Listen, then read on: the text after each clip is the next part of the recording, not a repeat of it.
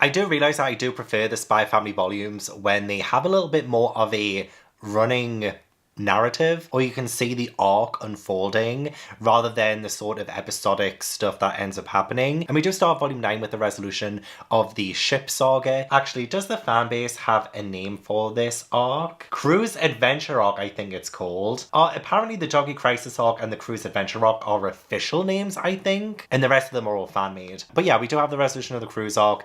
I absolutely adore that arc so much. I love that Yor was able to successfully accomplish her mission. She got the mother and her child off of the ship and into safety. And I love the added element of the bombs too. So there were bombs planted on the ship, and then that's how Lloyd ended up, you know, helping and getting involved. So I love that too. And Anya ends up helping Yor without Yor knowing. So again, I love that so much. When she throws like the thing up that Yor uses as a weapon. She throws that up and then it kind of saves the day. Yor is saved. So yeah, that was awesome. I thought it was so funny as well that one of the assassins and the person who was doing the bombs, they tried to escape on a little like an inflatable, although one of them was only escaping on his own, but then the assassin person came on and then they kind of find each other. But then the guy throws one of the bombs over the side of the ship and the bomb like goes on the inflatable and decimates the two guys who are trying to escape, who caused the whole thing. So I love when things like that happens,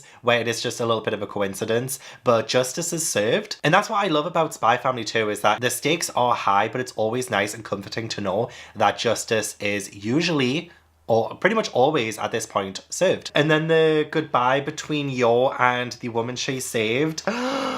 When she says those hands of yours are the reason this child has a future, I genuinely think we might see Yor stop being an assassin like very soon. Even though I think she is so badass at doing stuff like that, but I do think she would love to settle down with the family. I think that's what her goal is right now. And the only thing I'm worried about is if she does try and leave the assassin life, will they let her? Or will that actually cause more problems for her? It is a very dangerous profession, and I worry that maybe Yor won't be able to get out of it unscathed. So that's the only thing I'm concerned about right now. At the minute, everything is pretty much hunky-dory, and it seems like both Yor and Lloyd are in the direction of this family kind of overtaking their lives more than the actual mission is. Even though Lloyd has to remind himself that this is the mission, like the family is the mission, but he says, I may have had a crisis to resolve, but I ended up abandoning my family again. Wait, what are you saying, Twilight? Your family is also part of your mission, remember? Or since taking a vacation is my mission, does that mean not having a mission is... Huh? So he's getting himself all confused and worked up over what is the mission anymore. You know, everything is so tangled together and in such an intricate way that I really do think it's like playing with his heart a bit and changing his entire personality, his entire persona. And I think that's just like such an incredible thing for him. We have that character arc for him. The character progression is just getting more and more evident with each chapter, with each mission. And I just, I can't say how much more I love it. I feel like I'm repeating myself. I apologize, but it is just great. I love it, especially since Yor is able to get some time off. And look at Lloyd skipping as well when Anya says a normal father would be jumping and hopping along with his daughter at a time like this, and then he's like, let's enjoy this cruise ship together. He's just, even Anya's like, Papa's so easy. Like, she's using him at this point. Like, she's having so much fun at his expense. And honestly, I would too. But yeah, it leads to them having such a great time, the three of them. I freaking love this family so much. It's almost making me feel like I am a part of it too. I hope this peace can last forever. Same. And I hope they can adopt me too. I giggled out loud when Yor kind of threw Anya when she was doing the wave, and it took Lloyd to like save her. Oh my god, Lloyd, stop. I need him to stop doing things because it's doing things to me. He just needs to stop. Anyway, Anya's face. Yor's always doing stuff like that. And she's like, oh crap, what have I done? She needs to remember her own strength. She's literally one of the strongest female characters I've read in manga ever, and I love her. And when Yor and Anya fall asleep and Lloyd carries them both, I'm gonna die. Seriously, like, this is just far too much for me. Lloyd just like smiles a little as he looks down. Stop. Funny stuff about people lying, because Anya tells her classmates about the cruise ship and stuff, but like they don't think it's that impressive, so she makes some stuff up. And then Yuri comes and they all talk about like lying. So you have these panels there where it's like dark, because that's where they're kind of lying, and the light ones is where they just say something like a blank statement. And you can see how they're trying to reprimand Anya for lying and stuff, and like how it's bad, and yet all of them are doing it. All of them are lying. It's so funny. And Anya's just like, nod, being a liar does seem pretty tough. I'll try to stop. Seriously, how come Anya is like the best? Like, she's the best, she's the smartest, she knows what's up. Everyone else doesn't. They try to pull a fast one over her, but she knows better. We do have this whole segment where Lloyd and Bond are pretty much bonding. Lloyd is trying to train Bond a little bit, and Bond does see things happen, so he tries to stop it, but he just makes things worse, which is, I mean, I feel like because he's getting like reprimanded by Lloyd, it's not funny, but it's kind of interesting that he keeps getting it wrong. But when there is a fire, Bond goes and saves this really cute little doggy that was left in the building, and Lloyd sees just how amazing Bond is, and it leads to like some of the cutest moments between them. Like, it was very exciting. I absolutely loved that Bond saved the dog, and Lloyd just went straight in after him as well into this burning building. No questions asked. And they stopped the person who's been like a serial arsonist. I'm gonna look at Bond when he's wet too. But it's like this talk between Lloyd and Bond where Lloyd says, you gotta be careful because there's someone else back at home who'd be heartbroken if anything happened to you. I want you to think of yourself as a member of the Forger family first and foremost. Got that? Like, oh my god, stop.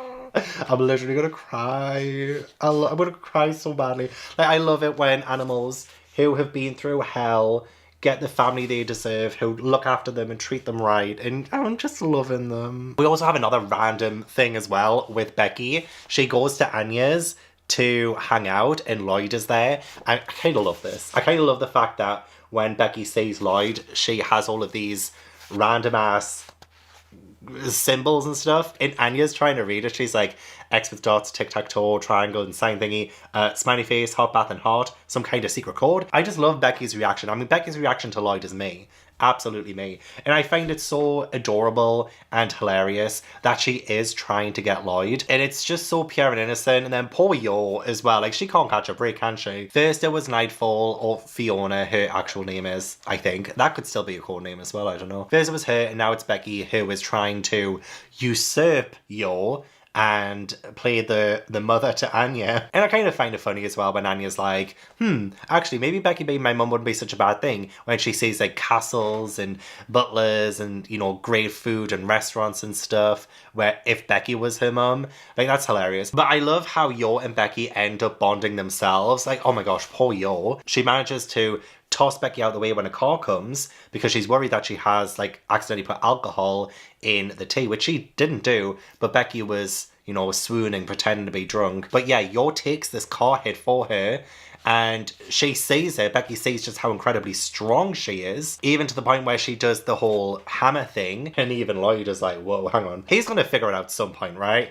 He's gonna figure out about Yo, surely. But I love it. Again, like, I love it when someone says to Yo, I want to learn to be strong like you, and Yo's like, you want to be like me? Because that's pretty much exactly what Anya was like. And then they are training together, and it's so adorable. I love it when Yo is given that confidence boost, when she starts to see her self-worth and believes in herself. I love it so much. And she's such a good role model. She's such a good role model. I love her. Another really random, I guess, mission is when Fiona goes to Frankie. Essentially, she's looking for someone to do a job for her, and Frankie is helping her. And I kind of like them together. I love the kind of disguise stuff that they do to get into the club, and the way they call each other baby doll and honey. Like, it's kind of funny. And like, I felt a little bit bad for Frankie because it seems like everyone thinks he's a loser and are so surprised that he has a girlfriend. And so I kind of felt a little bit bad for him, but I kind of ship Frankie and Fiona. She even goes back to see him at the end of the chapter that she's in, and it seems like, yeah, I'll be back with another job very soon. So it feels like maybe there might be something there that wasn't there before.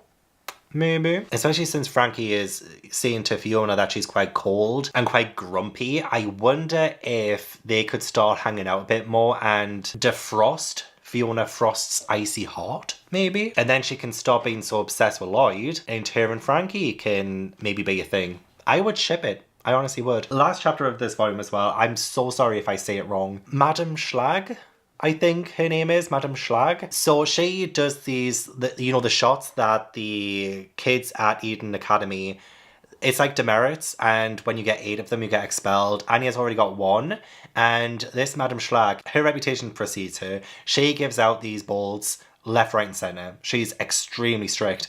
And so she meets with Anya's class, and she's given pretty much nearly everyone bolts. And somebody doesn't have a handkerchief, so she bolts them. And Anya gives Damien her handkerchief so that he doesn't get a bolt, and she gets a bolt instead. So now she has 2 bolts, which is kind of concerning because I really don't want Anya to get expelled or anything. But now Damien does owe her one. It was such a sacrifice on Anya's part.